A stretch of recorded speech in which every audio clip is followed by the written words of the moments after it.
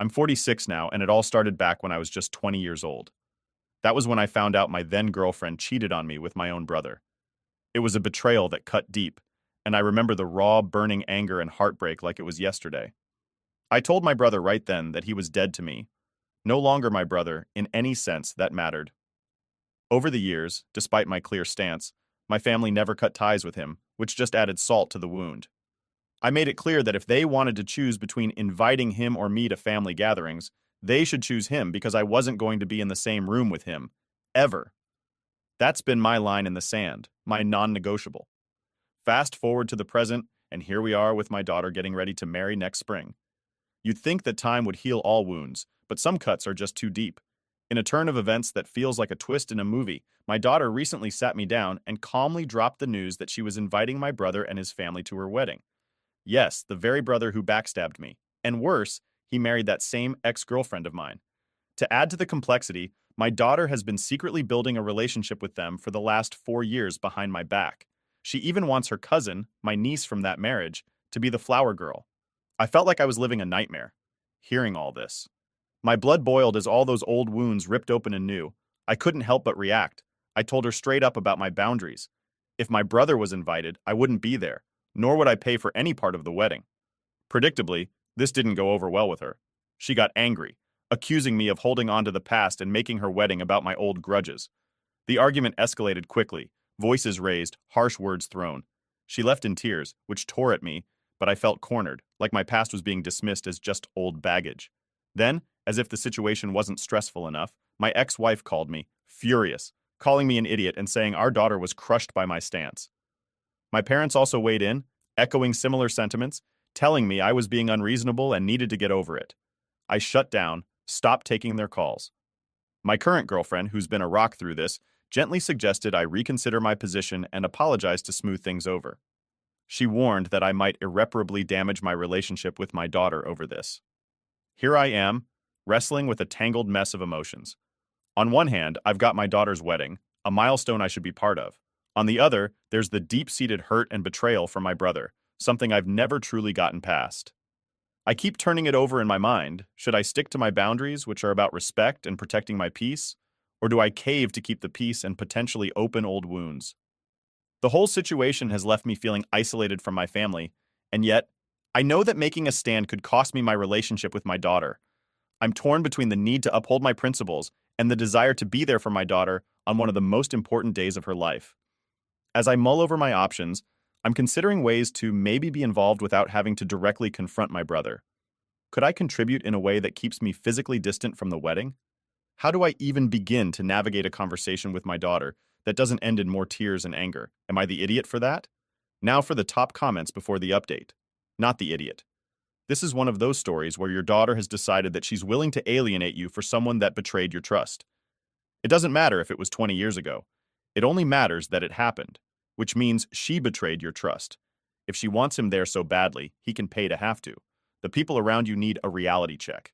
Ask your daughter of her fiancé, cheated on her with her sister tomorrow, moved on with the affair partner, and decided to stay close to him. How she feel? It's so easy for everyone to judge you when they're not in your shoes, and in terms of the money, tradition or not, it's yours, and you can do with it as you please. I still wouldn't pay since there's so much secrecy. I bet you'll pay in. Your brother will show up regardless. He supports his daughter his whole life and makes it clear his brother's no longer welcome in his life. His daughter betrays his trust and springs this on him, while also expecting him to be a checkbook for her wedding. She's a grown woman. She can learn the consequences.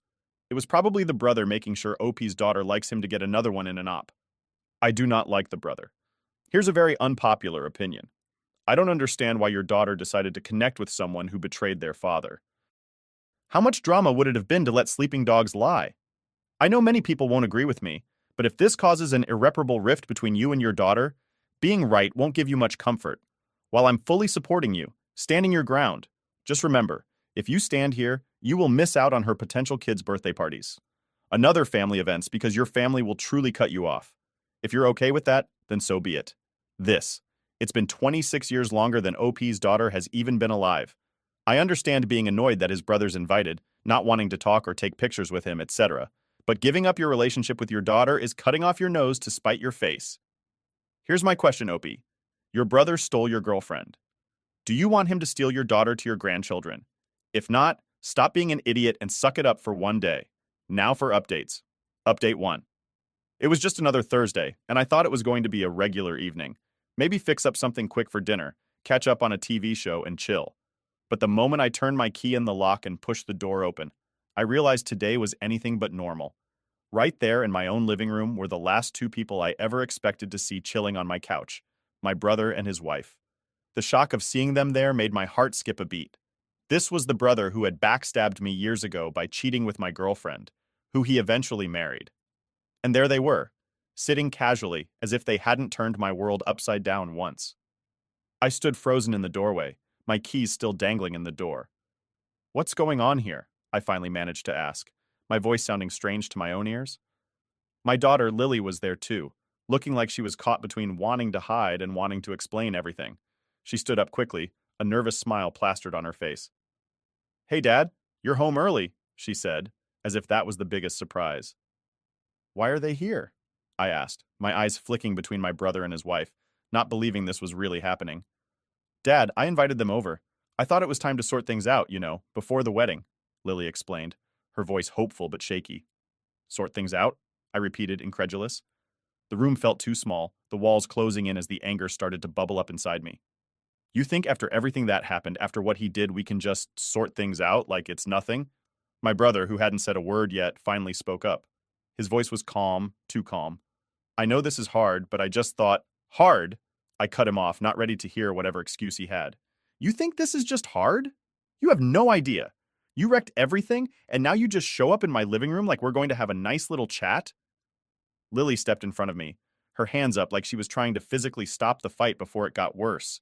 "Dad, please, just listen for a second. This is important to me. I want my wedding to be a day when our whole family comes together, not falls apart." "This is not your family," I said firmly, pointing at my brother. "I told you years ago, he's nothing to me now. And you," I turned to his wife, "you're no better." The room went silent for a moment, the tension so thick you could cut it with a knife. Lily's face crumpled, tears starting to form in her eyes. "Dad, why can't you just get over it? It's been years. Don't you see you're just holding on to old grudges?" "Old grudges?" I felt a laugh bubble up, but it was hollow, bitter. "These aren't just grudges. This is about respect, about trust. And I gestured angrily at my brother, he broke all of that. But I'm asking you, as your daughter, to try. For me," Lily pleaded, her voice breaking. "No, I can't. Not with him." My voice was firm, final. I looked at my brother and his wife. "You need to leave. Now." "But Dad," Lily started. "I said now." My voice boomed louder than I intended. There was a painful moment where nobody moved. Then, slowly, my brother and his wife got up. They didn't say another word as they walked to the door, but my daughter's eyes stayed on me, hurt and accusing. "You're going to regret this," she whispered, a tear rolling down her cheek. "You're choosing your pride over your own daughter." The door shut behind them, and the sound echoed in the empty room. I stood there, my heart racing, my emotions a tangled mess. Was I right to send them away? Or had I just made the biggest mistake, pushing my daughter away over a feud that should have been buried long ago? Now the house was silent. Too silent. It felt like a gaping hole had been opened up right in the middle of my family, and I had no idea how to fix it. Could I have handled that better? Should I have just listened for Lily's sake? The questions swirled in my mind, each one heavier than the last. As I sat down on the couch, trying to calm my racing heart, I realized this was far from over. The road to my daughter's wedding was going to be a rocky one, and I had just made it even rockier. Update 2. With my daughter Lily's wedding getting closer every day, it felt like the walls were starting to close in on me. Everything seemed to be spiraling out of control ever since I kicked my brother and his wife out of my house. I thought I had seen it all, but things were about to get even more intense. It all kicked off one afternoon when I was out in the garage, trying to distract myself by working on a new woodworking project. I was sanding down a piece of oak when my phone buzzed. I wiped the sawdust off my hands and checked it, seeing my parents' names flashing on the screen. A knot formed in my stomach, but I answered, hoping maybe they just wanted to chat. I was wrong. As soon as I said hello, I could hear the disappointment in my dad's voice. "You've really done it this time," he said. His words were heavy, filled with frustration. "Your mother and I can't believe how you treated your brother and his wife. You're acting like a jerk, you know that?" Hearing him say that felt like a slap in the face. I leaned against the workbench, my grip tightening on the phone. Dad, come on. You know the whole story. How can you expect me to just forget everything and act like nothing happened? It's been over 25 years, he argued back. Sure, he made a huge mistake back then, but people change. You're still clinging to this old grudge, and it's pulling the family apart. I tried to keep my cool, but it was hard. Pulling the family apart? Wasn't it him who did that when he betrayed me? Before I could add anything else, my mom took the phone from my dad. Her voice was softer, but it still carried a sharp edge of criticism. Listen, we love you, but you need to hear this. You're being stubborn and selfish. Your daughter wants her uncle at her wedding. You're hurting her with your stubbornness, don't you see? The call ended without any goodbyes, just a lot of harsh words hanging in the air. I hung up the phone, feeling a mix of anger and sadness. Jessica, my girlfriend, had been in the doorway listening. She came over, her face full of concern. You know, maybe they don't understand, but I do, Jessica said, wrapping her arm around me. Her support felt like a lifeline in a sea of chaos. But maybe there's a way to handle this that doesn't end with you or Lily getting hurt. Her words were a small comfort, but they didn't solve the big problem. The thought of seeing my brother at Lily's wedding, acting like everything was okay, made my stomach turn. But then there was Lily, my daughter, who I loved more than anything. She had been calling almost every day, her voice more and more upset each time. Dad, please, she would say, her voice desperate. This isn't just about you or Uncle Mike. It's my day. Don't you want to be there for me? Her pleas made my heart heavy. Was I really going to let my past with my brother ruin one of the happiest days of her life? But on the other hand, how could I just stand there and pretend everything was fine with the man who hurt me so deeply? As the wedding day drew nearer, the pressure kept mounting. I'd lie awake at night, the house quiet around me, wrestling with what to do. On one hand, if I stuck to my guns and refused to go, I might regret missing my daughter's wedding forever. On the other hand, if I went and faced my brother, I wasn't sure I could handle it without the old wounds tearing open all over again. It felt like a no-win situation. Every option seemed to end with someone getting hurt. I spent hours pacing back and forth in my living room, trying to find some kind of middle ground. Could I really find a way to be there for Lily without having to interact with my brother? The more I thought about it, the more complicated it seemed. The clock was ticking, and with every passing day, the decision weighed heavier on me. It was like being stuck between a rock and a hard place, and I needed to find a way out before it crushed me. Update 3. As the days leading up to Lily's wedding flew off the calendar, I braced myself every time the phone rang or someone knocked on the door, half expecting more drama. But then, something completely unexpected happened that turned the whole situation around. One quiet afternoon, I was out back in the garden, just me and the weeds, trying to get my mind off things. That's when I heard the front door open and close. I figured it was Jessica getting back from somewhere, but then I heard a voice that stopped me in my tracks. Dad, are you out here? It was Lily. I straightened up, brushing dirt off my knees, and turned around to see her walking towards me, a serious look on her face. My heart skipped a beat, wondering what was on her mind this time. Hey, kiddo, I said, trying to sound calm, even though I was anything but. She took a deep breath as she reached me, letting it out slowly like she was about to lift a heavy weight off her shoulders. Dad, we need to talk. I've been thinking a lot. We sat down together on the edge of the porch, the late afternoon sun casting long shadows on the ground. She reached out and took my hand, a gesture that brought back memories of her childhood when a handhold could make everything better. I'm really sorry, Dad, for how I handled things with Uncle Mike and his wife. I should have talked to you first instead of just springing that meeting on you, she began, her voice full of regret. Hearing her apologize like that, I felt a mix of surprise and relief. I squeezed her hand gently. I understand why you did it, Lily, but yeah, it was tough for me. I know, Dad, and I've been thinking about everything, she continued, her eyes earnest and sincere. That's why I've decided that Uncle Mike and his wife won't be coming to the wedding. I want you there, Dad. It's more important that you're there, and I don't want anything to spoil that. This was the last thing I expected to hear. For a moment, I was at a loss for words. Are you sure about this? I don't want you to feel like you have to choose or miss out on having other family there because of me. She shook her head, her decision clear. No, Dad. This is what I want. It's not just about taking sides. It's about celebrating the day with love and the family that supports us and builds us up, not the ones that might bring us down. We spent a long time talking that afternoon, more openly than we had in a while.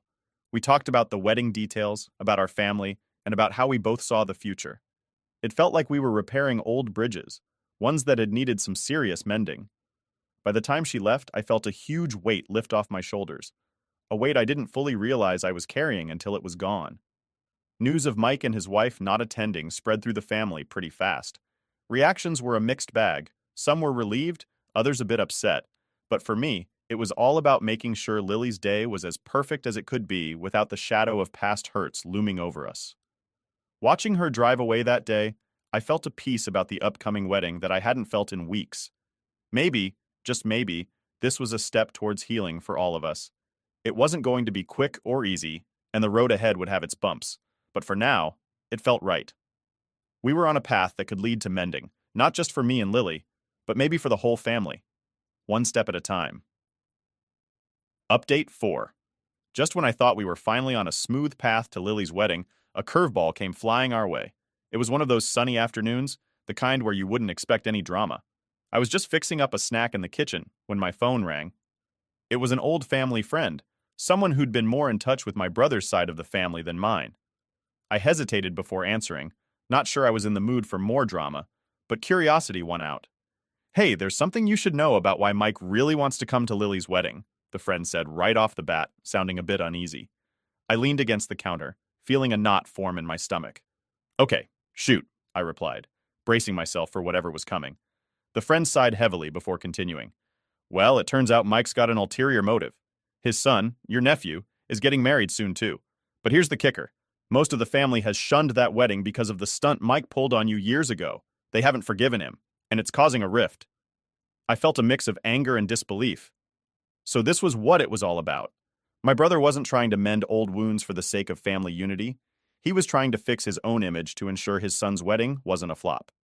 He figured that if he could get back on good terms with you at Lily's wedding, maybe the family would soften up and decide to show up for his son's big day, the friend added, sounding as disappointed as I felt. After the call, I sat down at the kitchen table, the news sinking in. It felt underhanded, and I knew I had to tell Lily.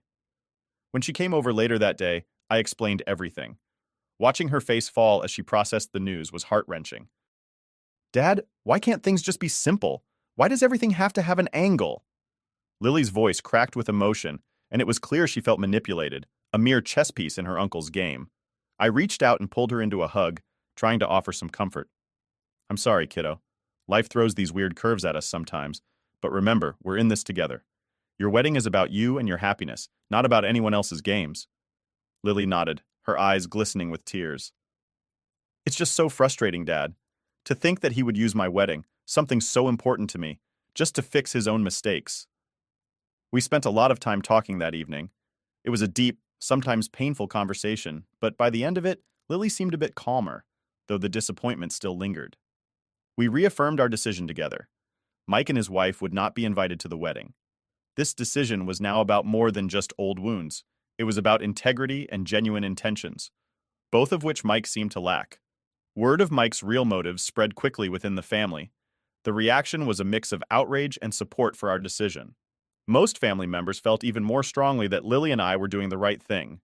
They were upset on her behalf, angry that her uncle would stoop so low as to use her special day for his own benefit.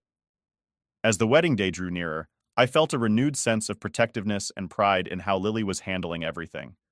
Sure, there were likely to be more challenges ahead, but this twist had only strengthened the bond between us. We were more determined than ever to keep the wedding focused on what truly mattered, celebrating Lily and her future, surrounded by people who loved her genuinely, without any hidden agendas or ulterior motives. Every night as I went to bed, I thought about how lucky I was to have such a strong and smart daughter.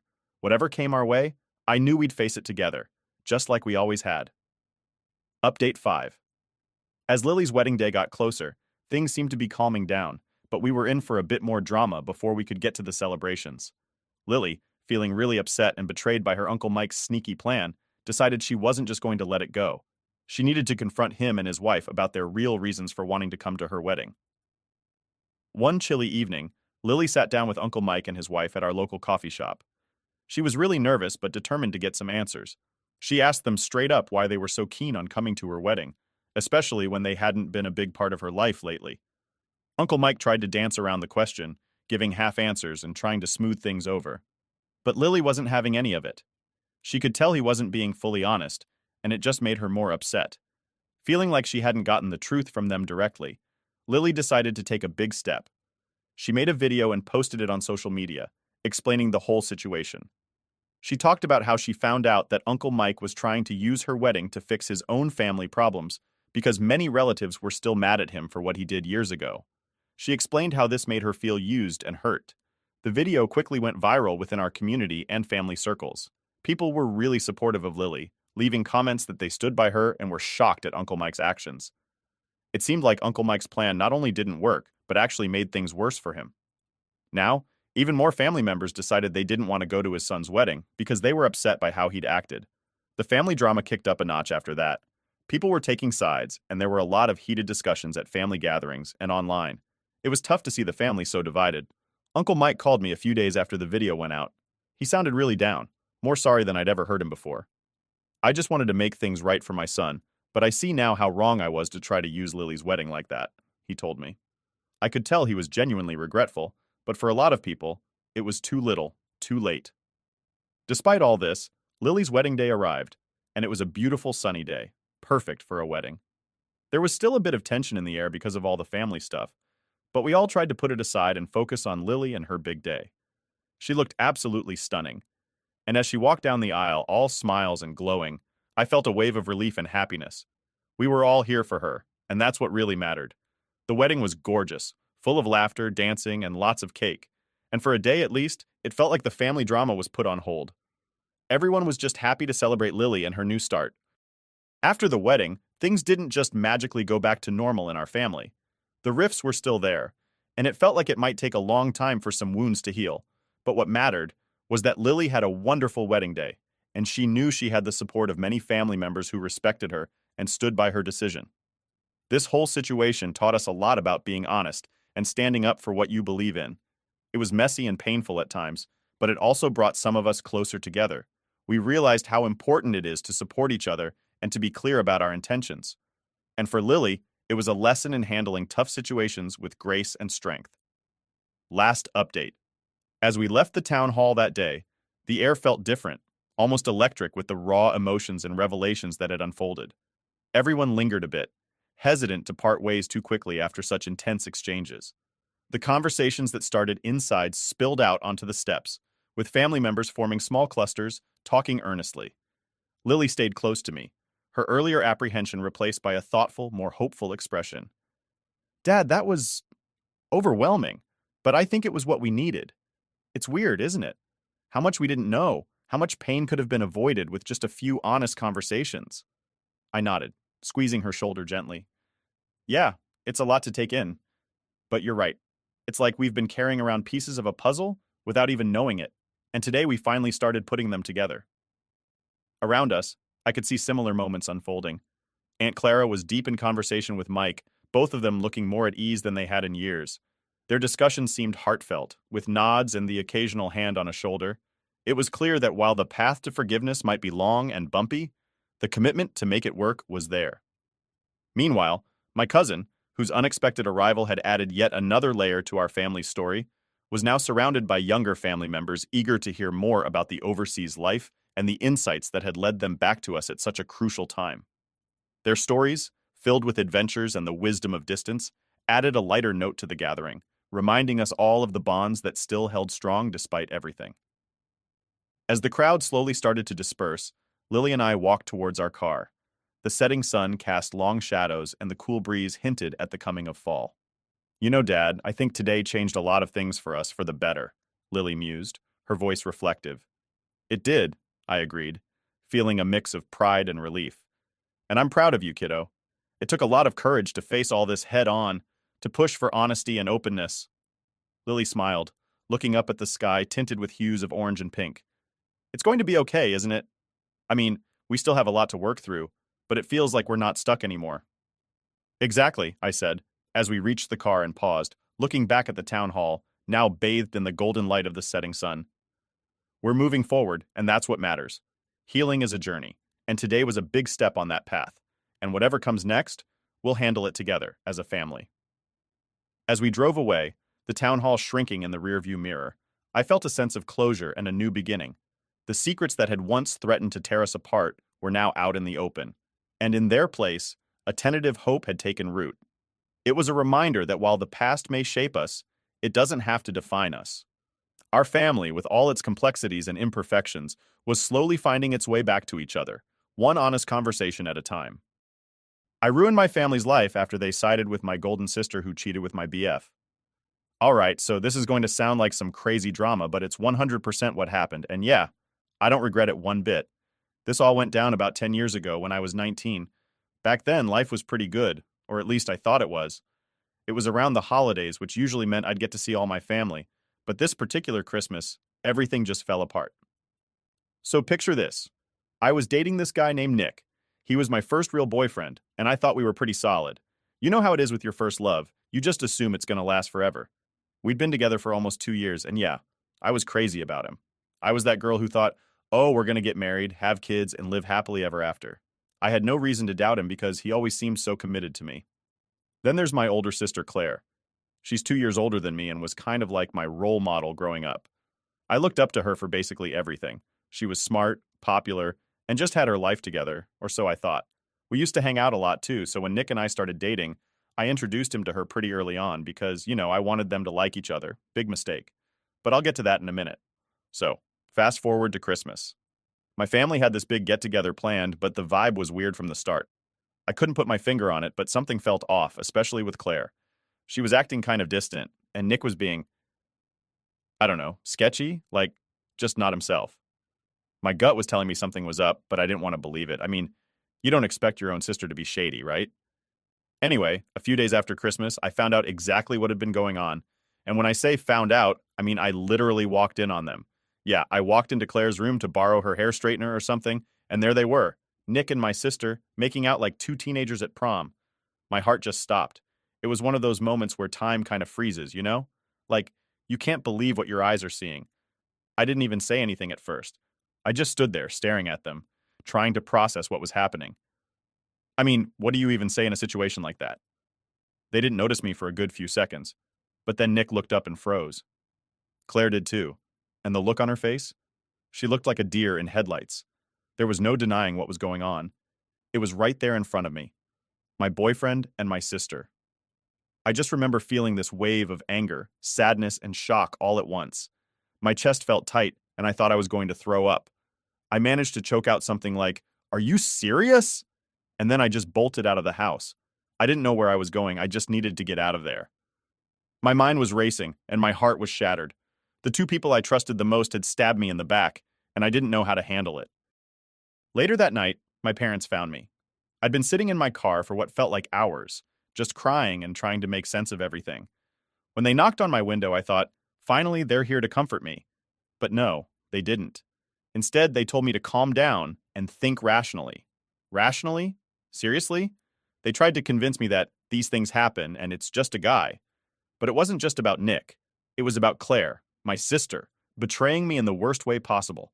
They kept saying things like, family is family, you have to forgive her. Like, what the hell? How was I supposed to forgive her for this? I was furious. I felt like I had been tossed aside, like my feelings didn't even matter. It got even worse when Claire had the nerve to come to me and say, "I'm sorry, but we didn't mean to hurt you. Nick and I just have feelings for each other." Feelings for each other? Are you kidding me? They'd been sneaking around behind my back and now they were in love? I couldn't even look at her. I told her she was dead to me and that I never wanted to see her again. And I meant it. But of course, my parents weren't having it. They kept pushing the whole family forgiveness thing, saying I was being dramatic. My dad actually told me to grow up. My own dad. It felt like I was losing my entire family in one go. I couldn't believe they were siding with her. It was like I didn't matter at all. I'd lost my boyfriend, my sister, and now my parents too. I was alone. For months, I didn't know how to cope. I was depressed and just numb. I stopped talking to everyone. I'd go to work, come home, and just stay in bed. I'd cry until I couldn't anymore. The only person I really had during that time was my best friend Sam. She was the one who made sure I was eating, made sure I was getting out of bed, but it wasn't enough. I couldn't shake the feeling that I was worthless, like maybe they were right and I was just being dramatic. Eventually, it all got too much for me. One night, I just broke. I didn't see a way out of the pain, and I thought the only way to make it stop was to end it. So I wrote this long letter explaining everything, about Claire, about Nick, about how betrayed I felt by everyone, and I scheduled it to post on Tumblr after I was gone. Then I swallowed a bunch of pills, laid down, and just waited for it all to be over. But Sam, being the amazing person she is, found me. She called 911, and I guess they got to me just in time because I woke up in the hospital the next morning. I was groggy and confused, but I was alive. They put me on suicide watch after that, and honestly, it was the best thing for me at the time. I needed help. I needed to be away from everything and everyone who had hurt me. My grandparents were the only ones who visited me while I was there. Not my parents, not Claire, just my grandparents. They didn't try to force me to forgive anyone. They just sat with me, let me talk, and actually listened. They saved me in more ways than one. They picked me up when I got discharged and took me to live with them. I cut off everyone else, and for the first time in months, I felt like maybe I could start to heal. So after I got out of the hospital, like I said before, my grandparents took me in. I can't even explain how grateful I am for them. They didn't try to force anything, didn't push me to talk about stuff if I wasn't ready. They were just there for me. I was still struggling a lot mentally, but for the first time, I felt like I had some kind of support system. But even though I was safe and in a better environment, the fallout from everything was just getting started. See, I had completely cut off my parents and Claire. I blocked them on everything: Facebook, Instagram, my phone, all of it. I didn't want to hear a single word from them. I was done. They didn't care about me when I needed them, so why should I bother? But while I was trying to heal and move on, my best friend Sam was out there, pissed off on my behalf. She was fuming about what happened and wasn't going to let them off the hook so easily. I didn't know it at the time, but Sam was planning her own little revenge. One day, out of nowhere, she texted me like, "I did something, but I think you'll like it." And I was like, what did you do? She goes, "Don't be mad, but I shared your note. The one you posted on Tumblr, I made sure everyone saw it." I was kind of shocked at first. Like, I didn't want to air my dirty laundry to the world, you know? But the more I thought about it, the more I was like, screw it. If they didn't care about how they made me feel, why should I care if people know what they did? And when I say Sam shared it, I mean she tagged my parents, Claire, and Nick in the post and called them out. She went full savage mode.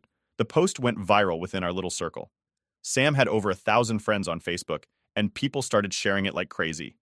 I had no idea how many people knew about what happened until I started getting texts from random high school friends, old coworkers, even people I barely knew. Everyone was coming out of the woodwork to tell me how messed up my family was, how much they felt for me, and how they couldn't believe Claire and Nick did what they did. But that wasn't even the craziest part. It wasn't just people I knew who were mad. It was people they knew. My mom had this reputation in her church as being this perfect, wholesome lady.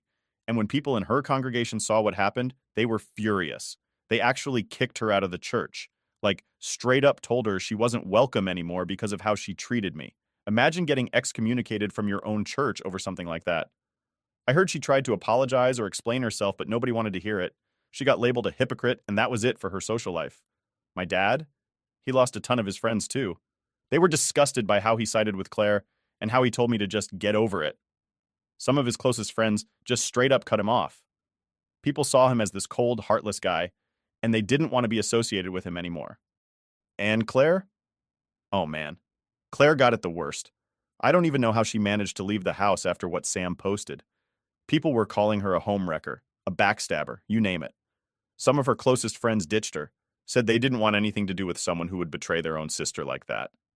I heard she got into arguments with people in public, like at the grocery store, because people would recognize her and call her out. I'm not gonna lie. Part of me was happy to hear she was getting what she deserved.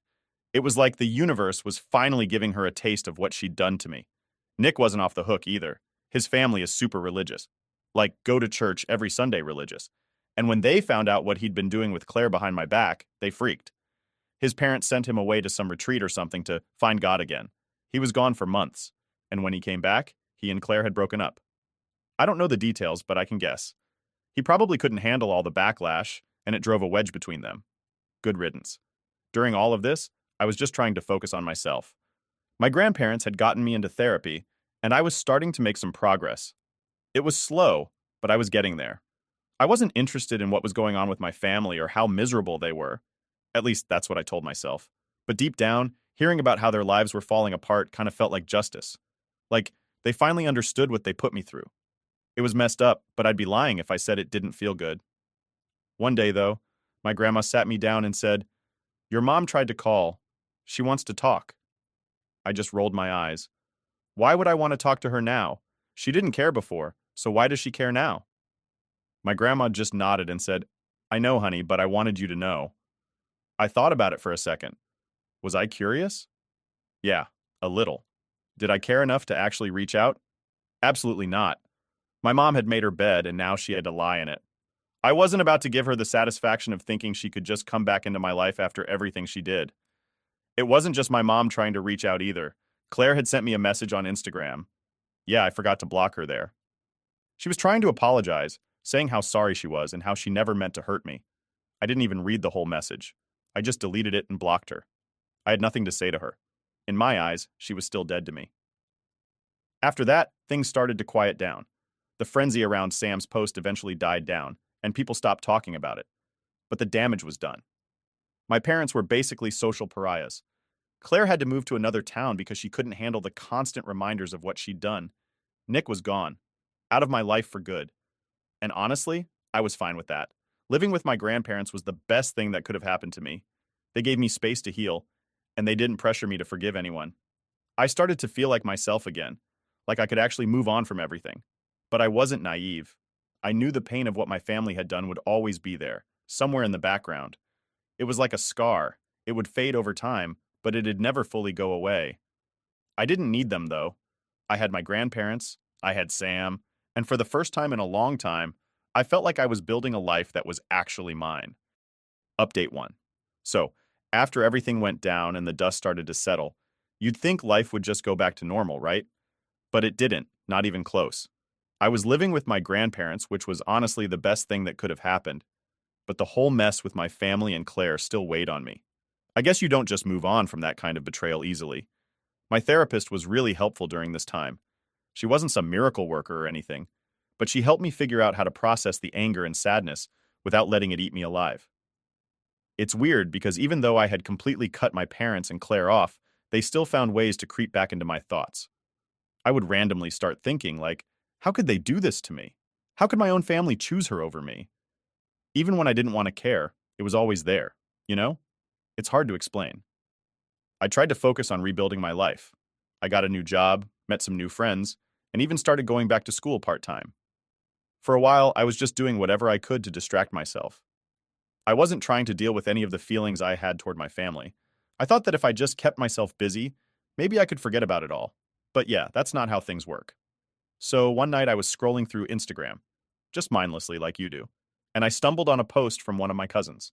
I hadn't really kept in touch with that side of the family since everything blew up, but curiosity got the better of me. I clicked on the picture and there it was, a family reunion. Everyone was there, smiling, having a great time. Everyone except me. Now, don't get me wrong, it wasn't like I wanted to be at that reunion. There's no way in hell I would have gone, even if they begged me. But seeing that picture made me realize just how much I'd been cut out of their lives. It was like I didn't exist anymore. My family had gone on without me, and they didn't seem to care. It was like I'd been erased. That hit me harder than I thought it would. I ended up venting to Sam about it the next day, and she was like, "Screw them. You're better off without people like that. You've got your own life now." And she was right, I knew that. But still, it stung. I didn't even realize how much I still cared until I saw that stupid Instagram post. It wasn't that I wanted to be close to them again. It was more that I couldn't believe how easily they had moved on, like nothing ever happened. But things got weirder after that.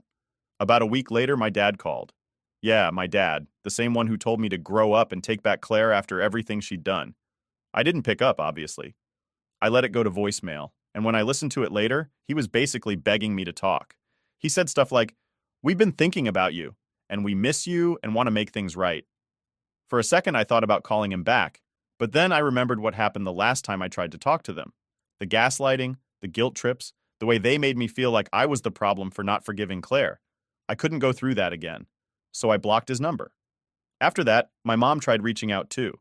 She sent this long email about how she was sorry for everything and wanted to rebuild our relationship. The funny thing is, she never actually apologized for anything specific. It was all vague stuff like, "I'm sorry you feel hurt," and "We're family, and we need to come together." It didn't feel real at all, like she just wanted to smooth things over without taking any responsibility. I didn't respond. I didn't even bother reading the whole thing, to be honest. I just forwarded it to my therapist and deleted it.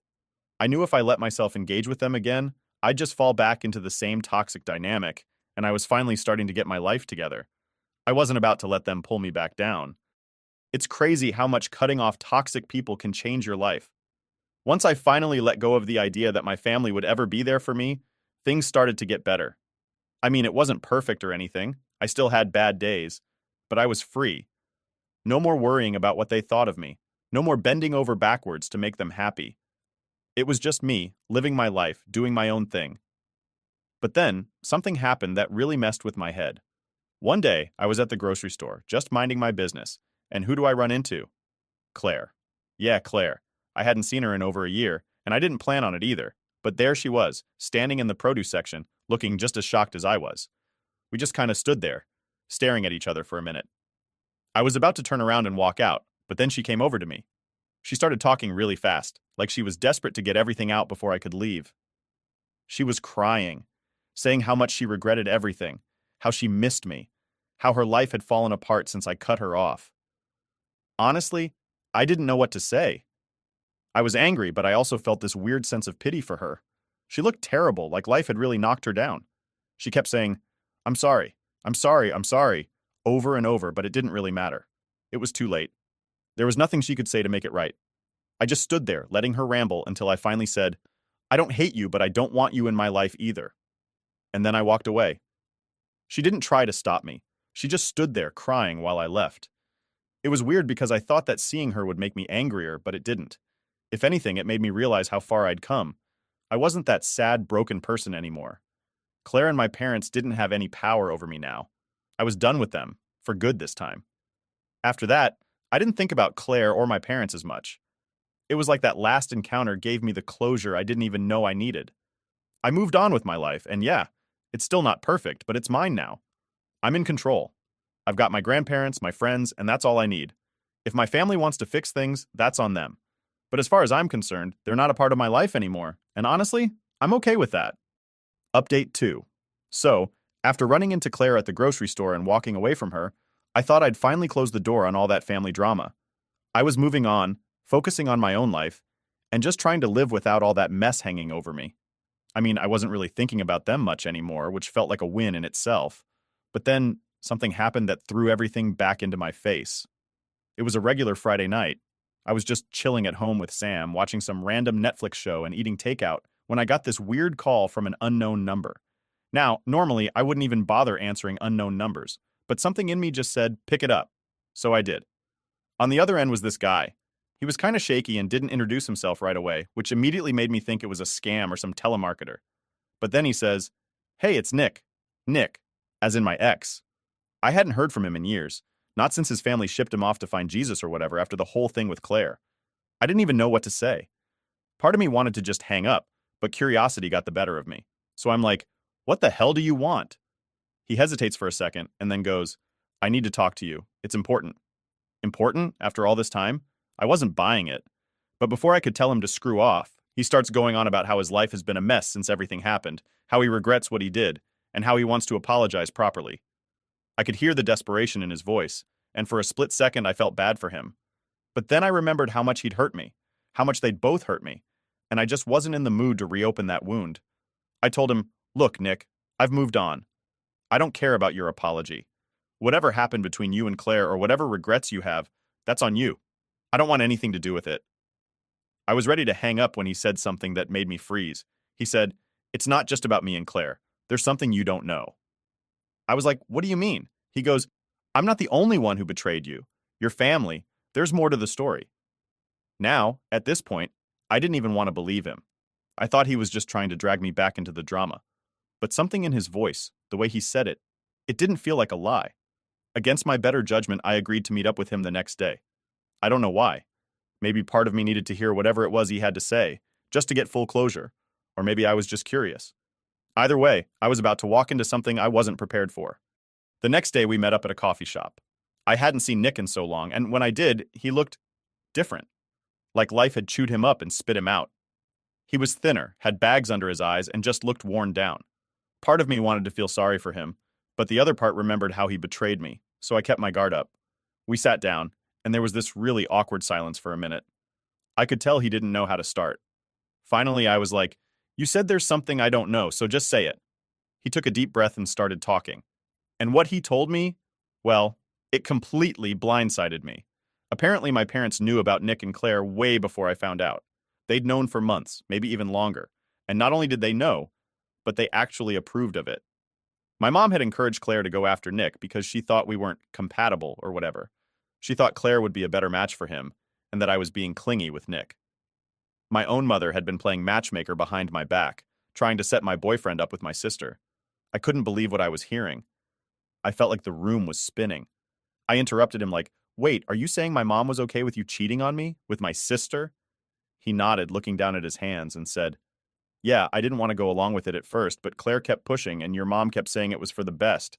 I know that doesn't excuse anything, but I didn't think you knew." I just sat there staring at him, my mind racing. All this time, I thought the betrayal was just between Nick and Claire. I had no idea my mom had been orchestrating the whole thing behind the scenes. I felt like such an idiot. How could I have missed that? How could I have thought my parents were just passive in all of this? Nick kept talking, saying how he regretted it and how he wished he'd never gone along with it, but I wasn't listening anymore. I was too busy trying to process what he'd just told me. My own family, my own mom, had sabotaged my relationship because she thought Claire was better for Nick than I was. Eventually, I cut him off. I didn't need to hear anymore. I thanked him for telling me and walked out of the coffee shop. My mind was spinning, and I felt like I was going to explode. I couldn't believe how deep the betrayal went. It wasn't just about Nick and Claire anymore. It was about my whole family being in on it, watching me fall apart and doing nothing to stop it, actually encouraging it. When I got home, I sat in my car for a long time, just thinking. I wanted to scream, to punch something, to do anything to let out the anger I was feeling. But instead, I just sat there numb. I didn't know what to do. Part of me wanted to confront my parents, to blow up at them and demand answers. But the other part of me knew it wouldn't make a difference. They'd just gaslight me again, tell me I was overreacting, like they always did. I didn't know what my next move would be. All I knew was that this betrayal went way deeper than I ever imagined, and the people I thought I could never trust again had somehow managed to hurt me even more. Update 3. So after I found out my own mother had been behind the whole thing with Claire and Nick, I felt like I was living in a bad movie. I couldn't sleep that night. I kept replaying everything in my head. The betrayal, the lies, the manipulation. I mean, who does that to their own kid? It wasn't just about a guy anymore. This was about my entire family, my own mother, actively trying to screw me over and thinking it was okay. I woke up the next morning feeling like I was going to explode. I didn't care about moving on or staying calm anymore. I was pissed, and I needed answers. So I did what I knew I probably shouldn't. I drove over to my parents' house. I hadn't been there since I'd cut them off, but I couldn't just sit around anymore. I needed to know why. When I got there, I didn't even bother knocking. I had a key, so I just let myself in. My parents were in the kitchen, making breakfast like it was any other day, completely unaware of the bomb that was about to drop. They looked shocked to see me, especially my mom. My dad kind of gave me this awkward smile like he wasn't sure if he should be happy I was there or scared. I didn't waste time on small talk. I just blurted it out. "Did you know about Claire and Nick? Did you set them up?" My mom's face went pale. She didn't answer right away, and I could see the gears turning in her head, trying to figure out how to spin this. My dad looked confused, like he didn't even know what I was talking about. But my mom? She knew. "Why does that matter now?" she finally said, trying to brush it off like it was no big deal. I lost it. I slammed my hand down on the table and shouted, "Why does it matter? Are you serious? You ruined my life. You stood by and watched while I was falling apart, and you did nothing. You let Claire and Nick hurt me because you thought it was for the best?" My dad's face changed when I said that. He looked at my mom like he was piecing it together, like he hadn't known the full story either. "What is she talking about?" he asked her. My mom tried to calm me down. She started talking in that condescending voice she always used when she thought I was being dramatic. She said, "You were too attached to Nick. It wasn't healthy. I thought if Claire was with him, you'd finally see that he wasn't right for you. I didn't mean to hurt you. I was doing what was best for you." That's when it clicked for me. She didn't even think she'd done anything wrong. In her mind, she was helping me by destroying my relationship and pushing Nick toward Claire. She wasn't apologetic. She wasn't sorry. She was justifying it, like she was some kind of hero in this twisted story she'd written. I turned to my dad and asked, "Did you know?" He looked at me, then at her and said, "No, I didn't. I had no idea she was involved." He looked like he was about to be sick. It was like I'd punched him in the gut. At this point, I didn't even care anymore. There was no excuse that could make any of this okay. I was done trying to understand. My mom kept talking, trying to explain how she was just looking out for me and doing what she thought was best. But I wasn't listening. All I could think about was how I'd spent so many months hating Claire and Nick, when the real mastermind behind all of it was sitting right in front of me the whole time. I can't believe you, I said, cutting her off mid-sentence. You didn't care about what was best for me. You just wanted control. You've always wanted control. And now, because of you, I lost everything. I could see that my dad was starting to get angry too. He stood up and said, "Why didn't you tell me any of this? Why would you go behind my back like that?" But my mom was still stuck in her own little world, defending herself. "I didn't think it mattered," she said. "Claire was better for Nick, and I was trying to protect our family. I couldn't take it anymore. I told her straight up, 'You didn't protect anything. You destroyed it. I will never forgive you for this. Ever.' And with that, I walked out of the house. I could hear my dad yelling at her as I left, but I didn't stick around to hear the rest. I was done. Done with all of it. On the drive back, I felt weirdly calm. I think I'd expected to feel more, I don't know, relieved? Like confronting her would give me some kind of closure. But it didn't. If anything, it just solidified what I'd already known. I couldn't trust my family. Not my mom. Not even my dad at this point. They weren't the people I thought they were, and they never would be. When I got back to my grandparents' place, I told them everything. They were shocked, but not surprised, if that makes sense. They'd always had their suspicions about my mom, but they hadn't wanted to interfere. They were supportive, though. My grandpa gave me a hug and said, "You did the right thing by confronting her, but you don't owe them anything. You've got your own life to live now." And he was right. I did have my own life to live. I'd spent so long being angry and hurt, but at the end of the day, the only thing I could do was move forward. I couldn't change what my family did, but I could change how much space I let them take up in my head. I haven't talked to my parents since that day. My dad sent me a couple of texts trying to apologize, but I never replied. As for Claire, I haven't seen or heard from her since that day in the grocery store. And Nick? He's just a ghost from my past now, someone I don't think about anymore. What I've realized through all of this is that sometimes the people who are supposed to love you the most can hurt you in ways you never expected, but that doesn't mean you have to let them keep hurting you. I've built my own life now, surrounded by people who actually care about me. My grandparents, my friends, Sam, they're my real family. They're the ones who stuck by me when everything fell apart. And now I'm finally at peace. It took a long time and it wasn't easy, but I'm okay with where I am. My family might still be out there living their lives, but I'm living mine too, and for the first time in years, it feels like mine. This story is titled, "My Niece Stole From Me and Listed It Online. Her parents' reaction left me speechless."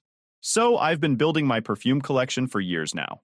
I started when I was a broke teenager, working my first job at a fast food place, saving up for months to buy my first real bottle.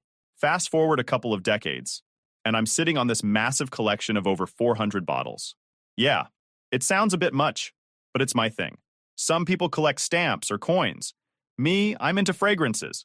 There are bottles that I spent hundreds on, others that are super rare, and honestly, the collection's worth more than I'd like to admit. I'll give people a sample here and there if they're interested. I'm not stingy about it. My friends know about it, and I'm always cool with letting them try a spray or two if they're curious. But my niece, well, she took things to a different level. Now, let me explain how this went down. I thought I was doing my sister a favor by letting my 17-year-old niece, let's call her M, come over to my place to walk my dog. She'd been asking for some extra cash, and I figured why not throw her a few bucks to help me out? My dog likes her, she lives nearby, and I didn't think twice about it. She'd swing by, walk the dog, maybe hang out a bit if she wanted, and head home. Easy. But lately, I started noticing something off about my perfumes. Like a few bottles just looked different. Some had way less liquid than I remembered, and a couple of them were even missing the caps, which I found on the other side of my dresser. At first, I thought maybe I'd been using more than I realized, but after a while, the math wasn't adding up. I was seeing dents in some of my favorite bottles, ones I only wear on special occasions or hadn't even touched in weeks. My gut was telling me something wasn't right, but I figured maybe I was just being paranoid. Until one random night, I'm scrolling through Instagram. I don't know how, but I ended up stumbling across M's private account. And yep, she somehow let me see her stories without blocking me. The second I clicked on it, I was like, oh, hell no. There it was, right in my face. A bunch of little stories advertising my perfumes. Like she was holding my actual bottles in her hand, showing off these decants, little sample vials, and even listing prices for each one. My stomach dropped. She had everything on there too. Photos of my Baccarat Rouge bottle, which cost me over $300. And then Burberry Her, Daisy, Flower Bomb, you name it. All on sale in these little samples that she was selling off to her friends. This wasn't a few sprays here and there. She'd turned my collection into her personal side hustle. And of course, she thought she was being slick because she had her profile set to private. Like, yeah, okay, because nobody's ever going to see that? The part that really got to me was how casual she was about it. She'd been doing it for weeks, based on the stories I was scrolling through, like a full-blown perfume reseller. And she was charging a solid amount too, like $20 for 5 milliliters of Baccarat Rouge. I could feel my blood boiling just thinking about how much money she'd ripped from me. It wasn't just a little oops moment. This was planned, deliberate, and honestly, disrespectful. I trusted her to be in my space, and she was treating it like her own personal department store. I stayed up that night going through each story, taking screenshots and making notes of every bottle she'd posted. I figured if I was going to confront her, I was coming with receipts. Literally. By the end, I had a list of 15 perfumes she'd taken chunks out of. I started calculating, trying to figure out exactly how much she'd cost me. Some of these perfumes aren't easy to replace, especially the rare ones that I ordered from niche sites or even overseas. There's time, effort, and money that go into a collection like this, and she just tossed that all aside for her little side gig. The next day, I checked my bottles again just to be sure, and yep, the dents were exactly where I'd suspected. I couldn't even smell my Baccarat Rouge without thinking about her grubby little hands dumping it into tiny vials to sell for lunch money, or whatever she needed cash for. She had no idea what she was doing either. I mean, there's an art to decanting perfumes properly so you don't ruin the fragrance, but she clearly didn't give a damn. She was just dumping stuff into random vials, probably spilling as much as she was saving. What pissed me off most was that she didn't even think about the fact that I'd notice. She just assumed I wouldn't care or wouldn't realize. I don't know if she thought she was being slick or if she was genuinely that clueless, but it rubbed me the wrong way. I mean, if you're gonna steal, at least be smart about it, right? But no, she just banked on me not paying attention, as if I don't take pride in what I've built. By the end of it, I'd tallied up over $500 in damages. And that's probably lowballing it because, honestly, I don't know how much she spilled or wasted while filling those vials. But between the bottles with huge dents and the full bottles she swiped, it was a decent chunk of change. I spent the next few days just sitting on the info, fuming every time I looked at my perfumes. I knew I was going to confront her, but I wanted to make sure I had everything lined up. I went through every bottle, noting down exactly how much was missing and confirming it against her Instagram posts. I had all the evidence, and I was ready to lay it out for her and my sister. Because this was beyond just a teenage mistake, let's be clear. I wouldn't have cared if she wanted a few sprays. I wouldn't have minded if she asked for a couple of samples for her friends. But stealing? Selling? I couldn't believe she'd go there, and I was ready to show her just how big of a mess she'd gotten herself into. So, after sitting on this info for a couple of days, I knew I couldn't let it slide. I gave my sister a call, asked if I could swing by for a chat. Of course, she had no idea what was coming. I drove over there, rehearsing everything I was about to say.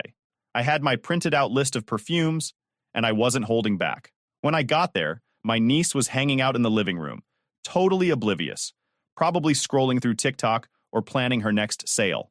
I had to bite my tongue from going off on her right then and there.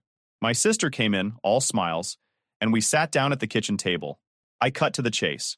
I didn't waste time with any small talk, just laid my list out on the table and asked, "Do you know what this is?" She looked down, confused at first, until she saw her daughter's little perfume business in black and white. I started explaining everything I'd found, the missing perfumes, the Instagram stories, the prices M had been charging. My sister's face went from confused to horrified real fast. M walked in and froze the second she saw the look on her mom's face.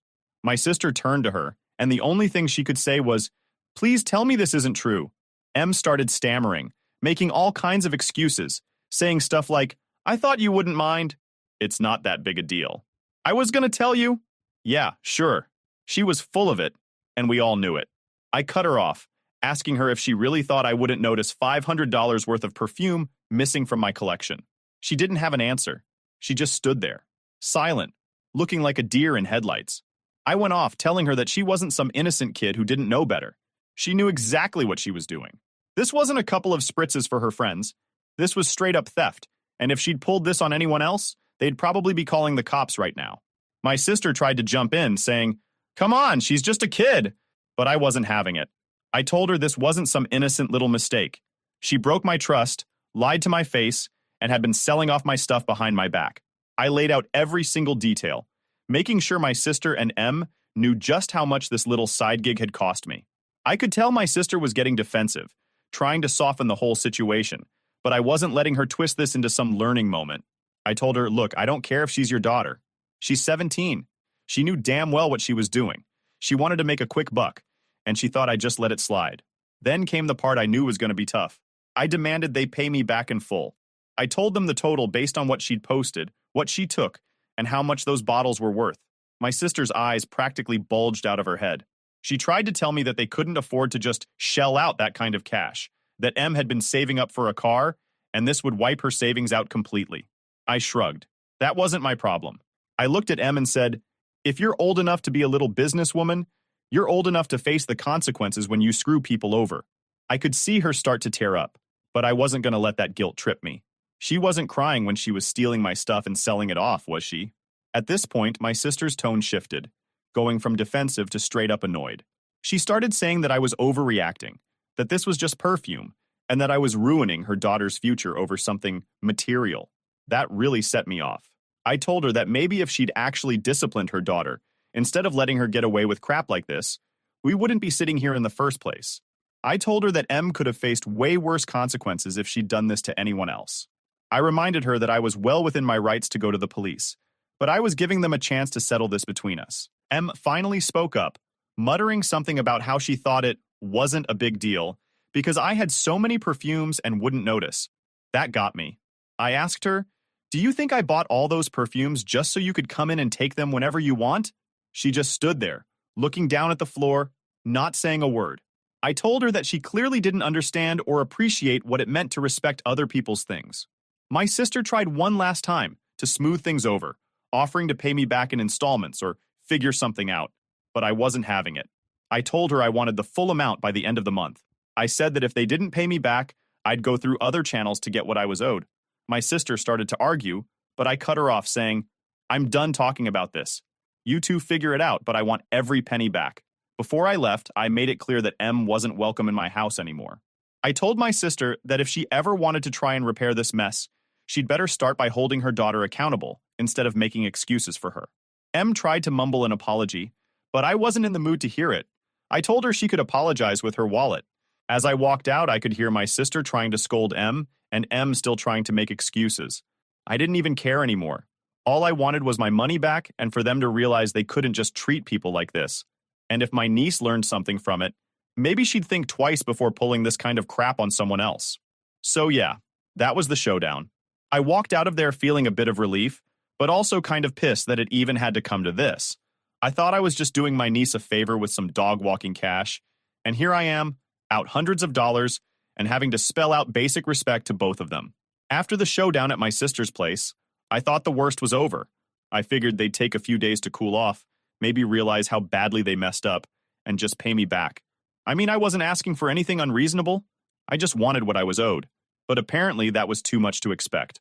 What I didn't see coming was the backlash that would come from the rest of the family. Suddenly, it was like everyone had an opinion, and none of them were on my side.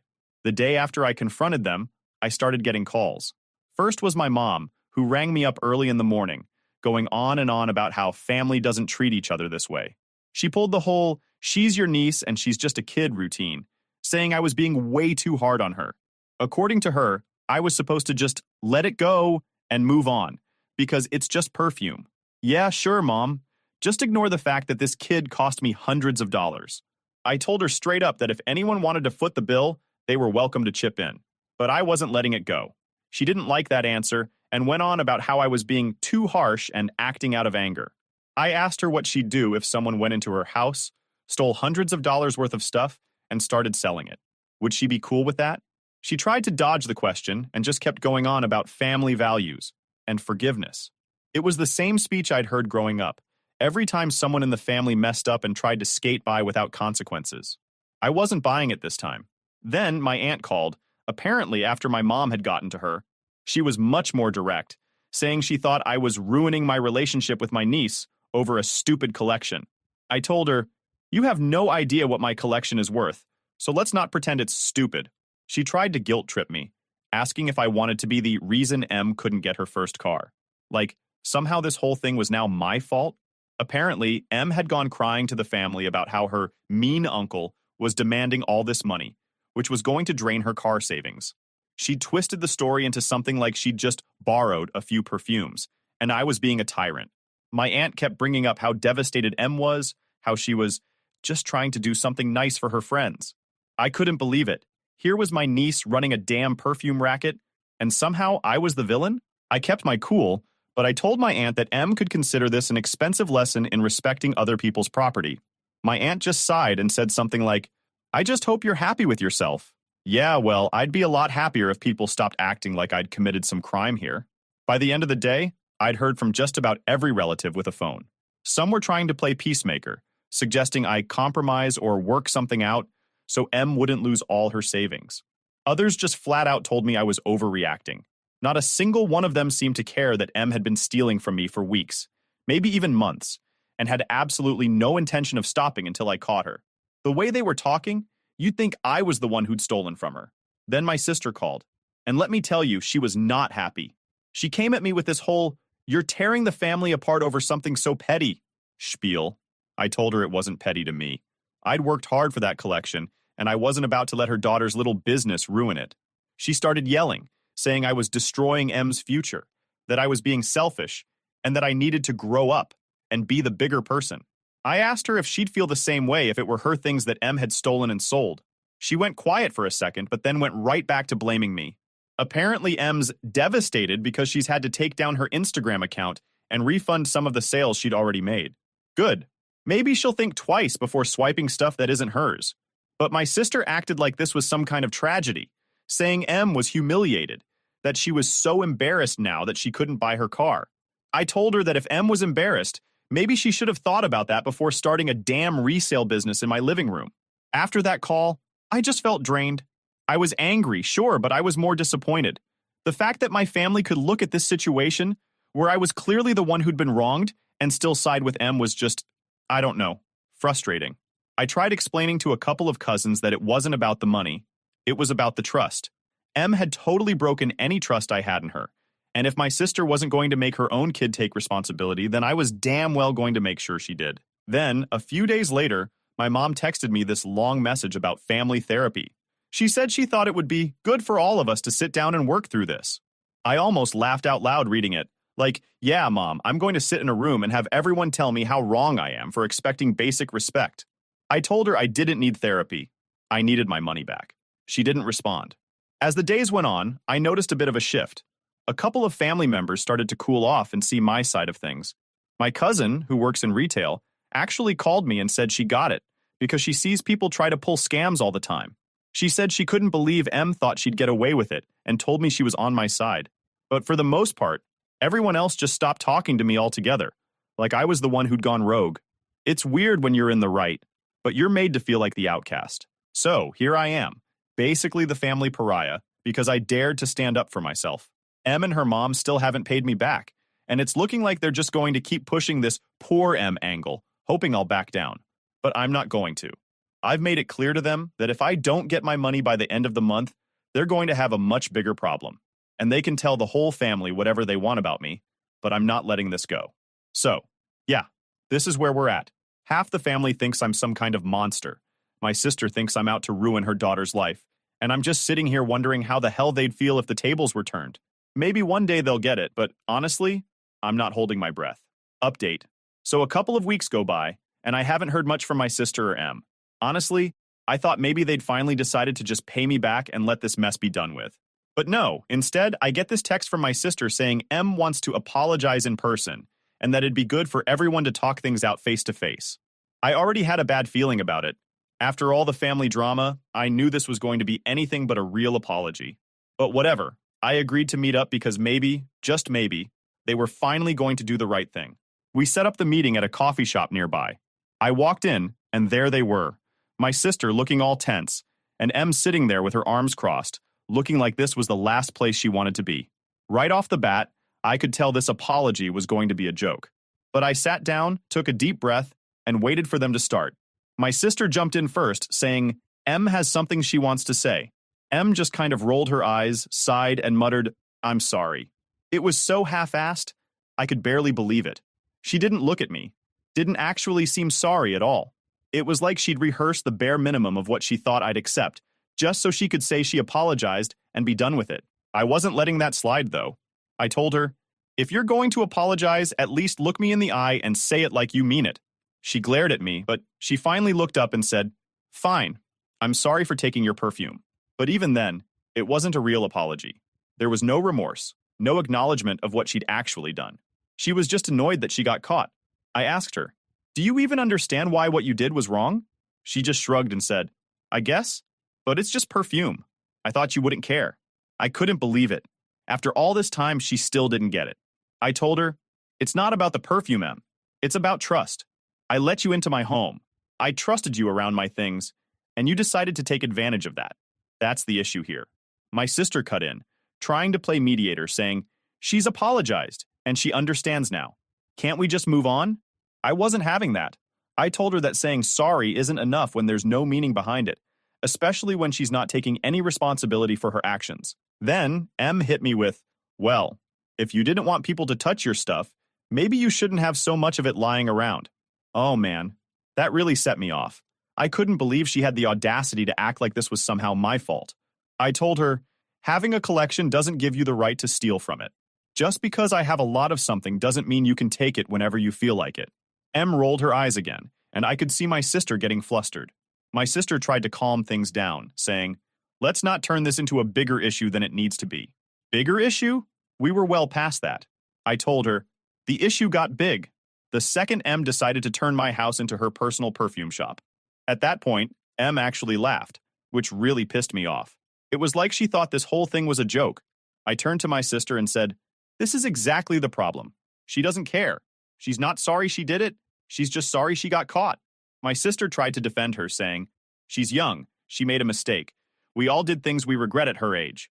I shot back, "Yeah, but I wasn't stealing hundreds of dollars from family members and trying to brush it off like it's no big deal." Then my sister switched tactics, and I could see her putting on the concerned parent act. She looked at me and said, "Honestly, you're taking this way too far. This whole thing has really affected Em. She's been so upset. She's been embarrassed in front of her friends, and now she has no savings left for her car because she's paying you back. Like, okay, am I supposed to feel sorry for her? She did this to herself." I told her, maybe this is the wake-up call she needed. My sister just sighed and said, "I think you're just holding on to this to be difficult. If family doesn't forgive family, what kind of family are we?" I told her, "A real family wouldn't try to screw each other over like this." I could see that my words hit her, but she still looked like she wasn't ready to let Em take the blame. After a few minutes of awkward silence, my sister finally said, "Well, Em has refunded her friends for the samples she sold, and she's taken down her Instagram. She's done what she can to make it right." I laughed and said, "That's the bare minimum. I'm still out hundreds of dollars, and all I've gotten is a half-hearted sorry." Then, to top it off, Em had the nerve to say, "Maybe if you didn't freak out, we wouldn't even have to be here." That was it for me. I looked her dead in the eye and told her, "If you think that's how apologies work, you're going to have a rough time when you grow up." She just huffed and looked away, clearly annoyed that I wasn't letting her off the hook. My sister, seeing that I wasn't budging, finally asked, "Is there anything she can do to make this right?"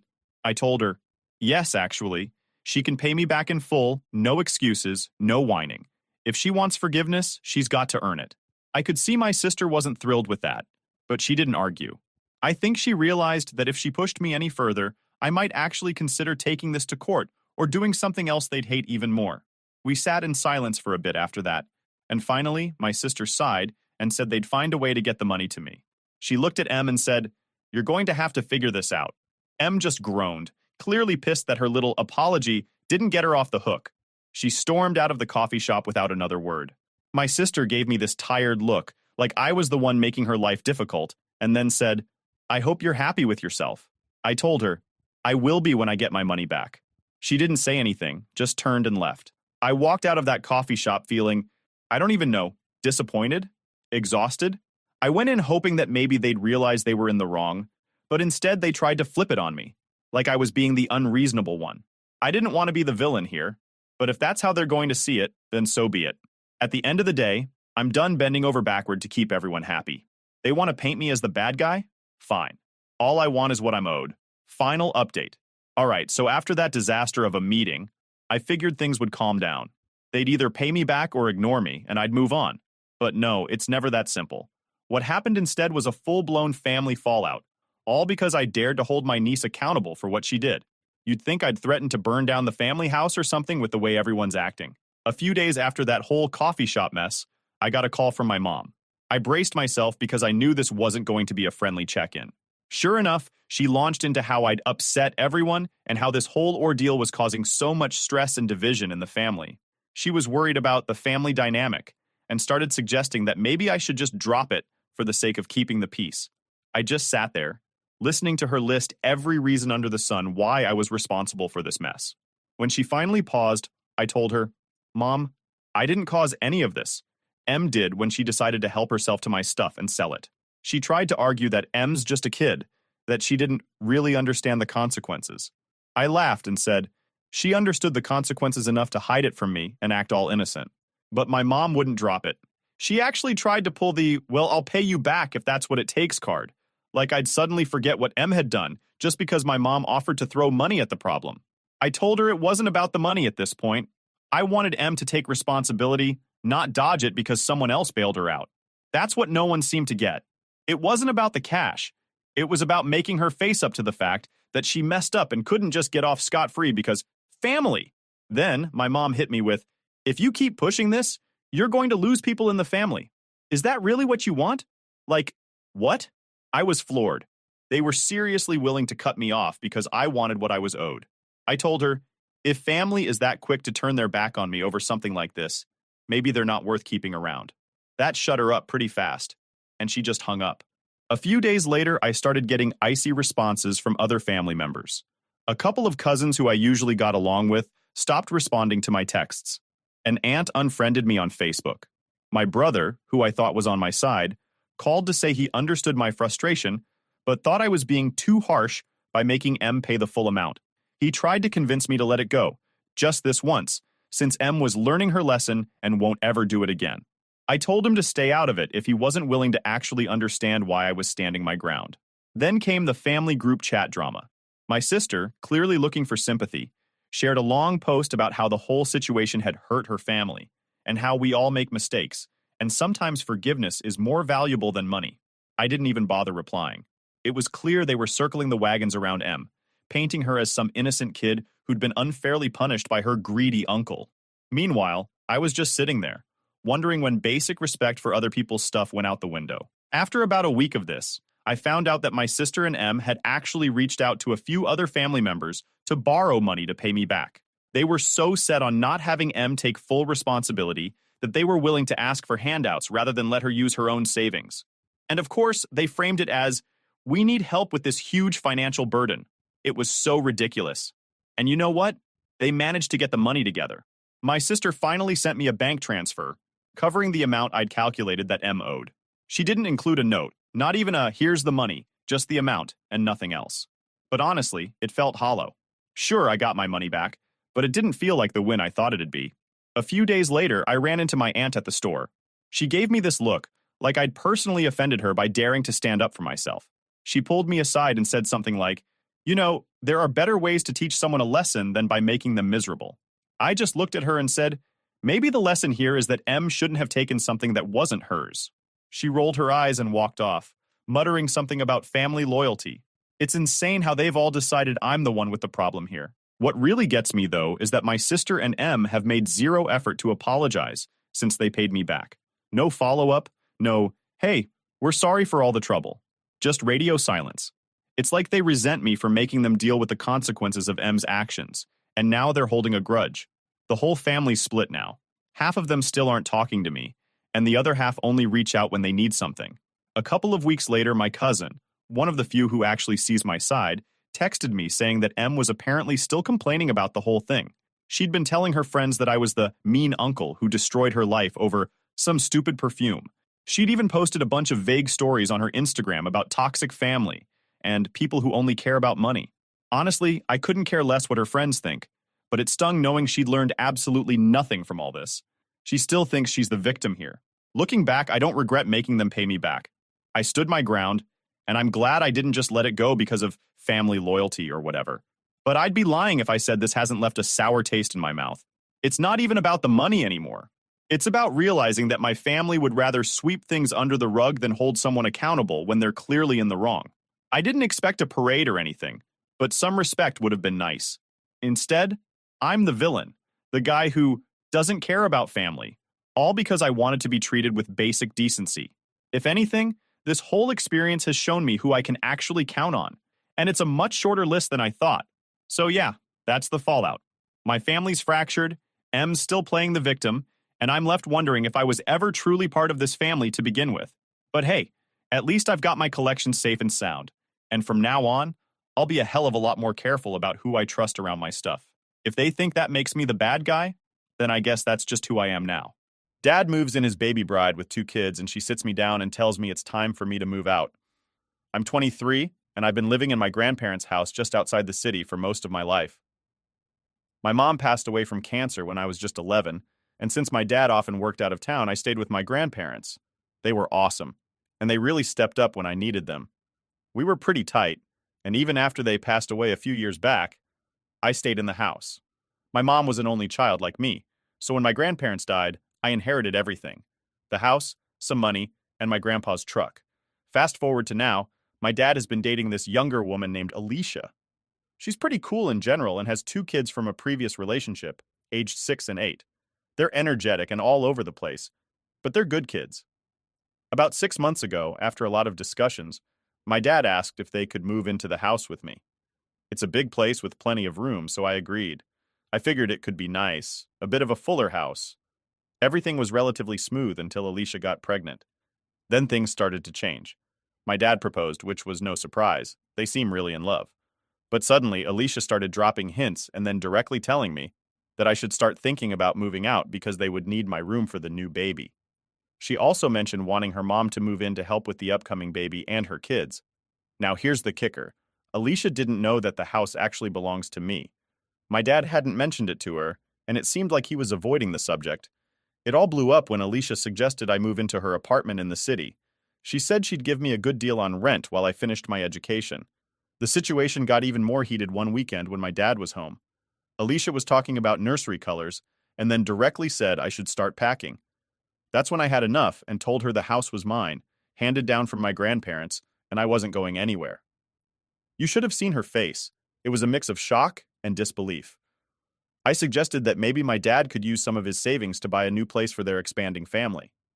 After all, he had a decent amount set aside, and they could sell her apartment to help with the down payment.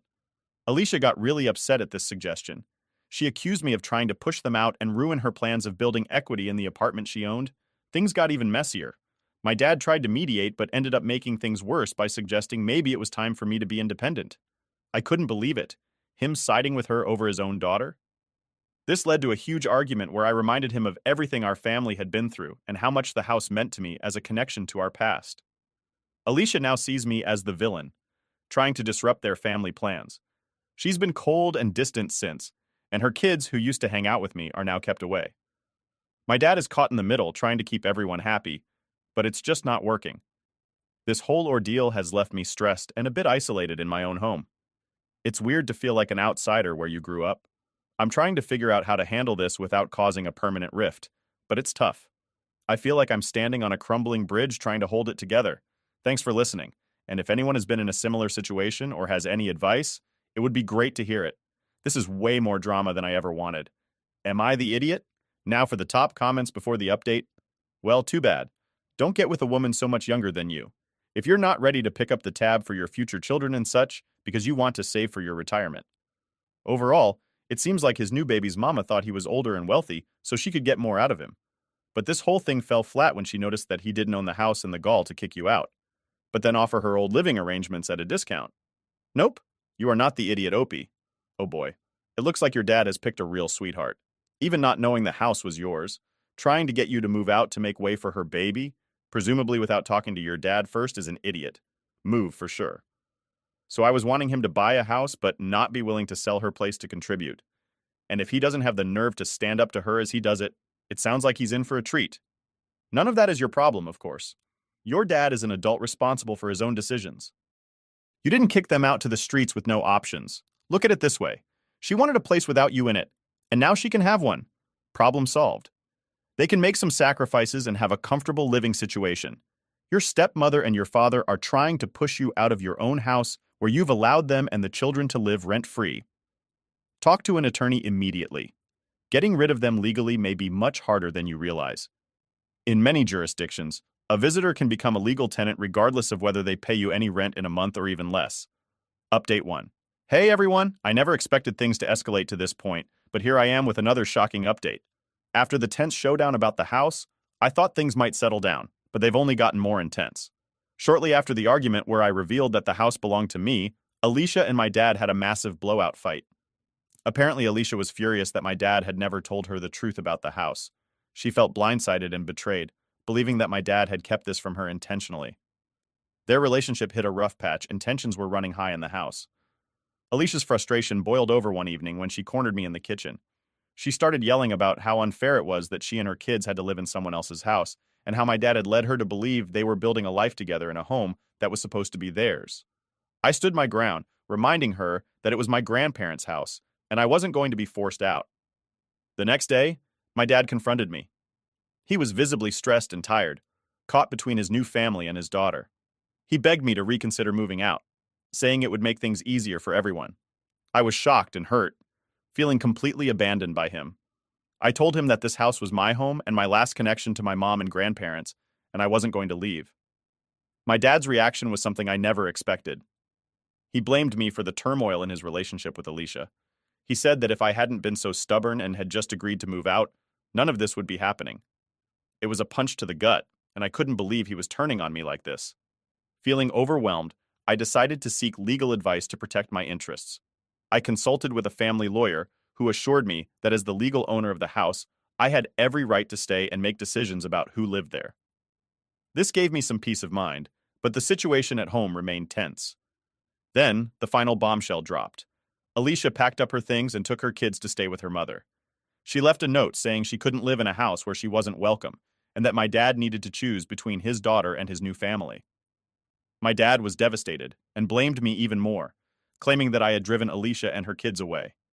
In a last-ditch effort to fix things, my dad suggested that we sell the house and split the money. He said it was the only way to start fresh and make things right with Alicia. I was floored. Selling the house meant losing the last piece of my grandparents' legacy and the place that held so many memories. I refused, stating clearly that I wasn't going to sell the house.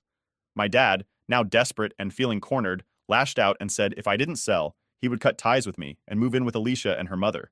He accused me of being selfish and ruining his life. At this point, I realized that my dad was making his choice, and it wasn't me. I told him that if he wanted to leave, he was free to do so, but I wouldn't be manipulated into selling my home. True to his word, my dad packed his bags and left that evening, moving in with Alicia. The house feels emptier now, but at least it's my space again. The emotional toll has been immense, and while I feel a deep sadness over the loss of my relationship with my dad, I also feel a sense of relief that the constant tension is gone. My great uncle has been a great support through all this, offering both emotional and practical help. I'm focusing on my studies and trying to rebuild my life without the toxic environment my dad and Alicia created.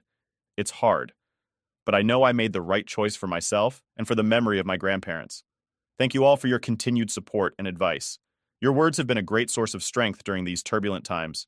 I hope my story serves as a reminder that standing up for yourself and protecting your peace is sometimes the hardest but most necessary thing to do. Here's to a future built on strength, resilience, and the courage to stand firm in the face of adversity. Update 2. Hey everyone! Just when I thought things couldn't get more intense, my dad came back into the picture with an even more shocking demand. The past few weeks have been a roller coaster, but this latest twist has left me completely stunned.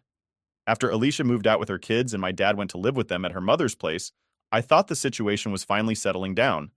The house was quiet, and I could focus on my studies and rebuilding my life. But last week, my dad showed up unexpectedly. He looked worn out and desperate, clearly feeling the strain of his new living situation. He asked if we could talk, and despite everything, I agreed. We sat down in the living room, the air thick with tension. My dad started by apologizing for how things had turned out, saying he never wanted our relationship to deteriorate like this. He then dropped the bombshell. He wanted to know if Alicia and her kids could move back into the house. He claimed that living at her mother's place was too cramped and stressful, and they needed more space, especially with the baby on the way. I couldn't believe what I was hearing. After everything that had happened, the lies, the manipulation, the betrayal, he was asking me to let them move back in. I took a deep breath and calmly told him no. I explained that I needed a stable and peaceful environment, and their presence would only bring more chaos and conflict. My dad's demeanor changed instantly. He became angry and defensive, accusing me of being unforgiving and selfish. He said I was putting my own needs above the family and that I was ruining his chance at happiness. I stood my ground, reiterating that the house was mine and I had every right to decide who lived there. Then came the ultimatum. My dad, in a moment of sheer desperation and anger, threatened to disown me if I didn't let Alicia and her kids move back in. He said that if I couldn't support him and his new family, then he wanted nothing more to do with me. He demanded that I choose. Either I allow them back into the house, or he would cut me out of his life for good. The weight of his words hit me hard. I felt a mix of anger, sadness, and disbelief. But I knew I couldn't let myself be bullied or manipulated into making a decision that went against my well-being. I told him that I was sorry he felt that way, but my answer was still no. I wasn't going to sacrifice my peace and the legacy of my grandparents for his demands. My dad looked at me with a mix of shock and rage, then turned and walked out of the house. I watched as he left, feeling a profound sense of loss, but also a strong conviction that I had done the right thing. It was clear that our relationship had reached a breaking point, and while it hurt, I knew I had to prioritize my own mental health and future. In the days that followed, I've received a few hostile messages from Alicia, accusing me of being heartless and cruel. But I've also had an outpouring of support from my great uncle, friends, and even some relatives who now understand the full extent of what's been happening. It's been incredibly tough, but I'm focusing on my studies and the future I'm building for myself. This house is my sanctuary, and I'm determined to honor my grandparents' memory by living a life they would be proud of. Thank you all for your unwavering support and encouragement. Your words have been a lifeline during these trying times. I hope my story serves as a reminder that it's okay to set boundaries and stand up for yourself, even when faced with difficult choices and family pressures. Here's to moving forward with strength, resilience, and the courage to protect our peace and well-being. Update 3. Hey everyone, I can hardly believe I'm writing another update, but life keeps throwing these curveballs my way. This time, the situation has taken an even more shocking turn. A few days ago, I received an urgent message from my dad. Alicia had given birth to my half-brother. The news was bittersweet. On one hand, I was happy for the new addition to the family, but on the other hand, I couldn't ignore the tension and unresolved issues that lingered between us. Shortly after the birth, Alicia reached out to me directly. She was emotional and seemed desperate. She said that their current living situation was unbearable, especially with a newborn. She emphasized that my dad's constant commuting was exhausting and unsustainable. Her main point, however, was that their newborn son needed a quiet, stable environment away from the chaos of the city. She proposed that they move back into the house with me. This time she assured me that she understood my feelings and promised that things would be different. She even said I could stay in the house and that they would respect my space. She painted a picture of a harmonious household where we could all coexist for the sake of the baby. I was torn. The idea of having my half-brother around was appealing, but I couldn't forget the manipulation and drama they had brought into my life before. I needed time to think, so I asked Alicia to give me a day to consider her request. That evening, I spoke with my great-uncle. He reminded me of the importance of protecting my peace and well-being and urged me to think carefully about my decision. After a lot of soul-searching, I realized that allowing them back into the house could potentially bring back all the tension and conflict that I had worked so hard to move past. The next day, I called Alicia and my dad. I explained my concerns and why I couldn't let them move back in. I told them that while I cared about my half-brother and wanted the best for him, the history of manipulation and emotional turmoil they had caused made it impossible for me to welcome them back into my home. My dad exploded with anger, accusing me of being selfish and heartless. He said that I was punishing them for past mistakes and that I was denying my half-brother a better life. Alicia, although more composed, was clearly disappointed and tried to guilt-trip me by saying I was depriving the baby of a peaceful upbringing. Despite their emotional appeals, I stood my ground. I reiterated that my decision was final and that I couldn't sacrifice my mental health and stability for them. I offered to help them find another place, even suggesting a few options that were affordable and within a reasonable distance from the city. My dad's reaction was predictably harsh. He reiterated his threat to disown me and said I would regret my decision. Alicia, on the other hand, seemed to accept my refusal with a heavy heart, but she made it clear that she believed I was making a huge mistake. Since then, I've focused on maintaining my own peace and continuing with my studies. The emotional weight of my decision has been heavy, but I know it was the right choice for me. I've also sought support from friends who have been incredibly understanding and supportive. Life has been a whirlwind of emotions, but I'm learning to navigate these challenges with resilience and strength. This house is not just a building, it's a sanctuary that represents my journey, my growth, and my commitment to a better future. Thank you all for your continued support and encouragement. Your words have been a source of strength for me during these tumultuous times. I hope my story continues to inspire others to stand firm in their convictions and prioritize their well-being, even in the face of difficult family dynamics. Here's to moving forward with courage, resilience, and the unwavering belief that we deserve to live in peace and harmony. Update 4. Hey everyone, I never thought I'd have another twist to share, but here we are. Just when I thought things couldn't get any more shocking, life decided to throw another bombshell my way. This update is something I never saw coming. A few weeks after I turned down my dad and Alicia's request to move back into my house, I got a call from my dad. He sounded more distressed than I had ever heard him. He asked if we could meet in person to talk about something important. Despite everything that had happened, I agreed. We met at a quiet cafe, and what he told me left me absolutely stunned. My dad revealed that he and Alicia were getting a divorce. Apparently, Alicia had been taking advantage of him financially all along. She had pressured him into spending a significant amount of his savings on her lifestyle and her kids, all while planning to leave him once she had drained him dry. The final straw came when my dad discovered that Alicia had been siphoning money from his accounts and was planning to flee with her kids and the new baby. He told me that he had confronted her with the evidence, and Alicia didn't even try to deny it. Instead, she turned cold and manipulative, blaming him for everything and saying that if he had provided more, she wouldn't have had to take such drastic measures. The realization that Alicia had been a gold digger all along was a harsh blow to my dad. In the midst of this revelation, my dad apologized to me. He admitted that he had been blinded by his infatuation with Alicia and had made terrible decisions that hurt our relationship. He said he regretted siding with her and pressuring me to leave my home. He seemed genuinely remorseful, and for the first time in a long while, I saw a glimpse of the dad I used to know. He asked if there was any way we could start to rebuild our relationship. He explained that he felt lost and didn't know how to move forward without my support. It was a lot to process, and I told him I needed time to think about it. Alicia, on the other hand, tried to take advantage of the divorce proceedings by claiming she deserved half of everything my dad owned, including the house, even though it's legally mine. She also demanded full custody of their baby, using the child as leverage to get more money from my dad. During the divorce proceedings, my dad's lawyer presented overwhelming evidence of Alicia's manipulation and financial abuse. The court sided with my dad, granting him a fair settlement and ensuring that Alicia couldn't take advantage of him any further. She was awarded a modest settlement, but nothing close to what she had been aiming for. In the end, my dad was granted joint custody of my half-brother, and he's determined to be a good father to him despite everything that's happened. As for Alicia, she moved back to the city with her kids, leaving my dad to pick up the pieces of his life. This whole ordeal has been a roller coaster of emotions.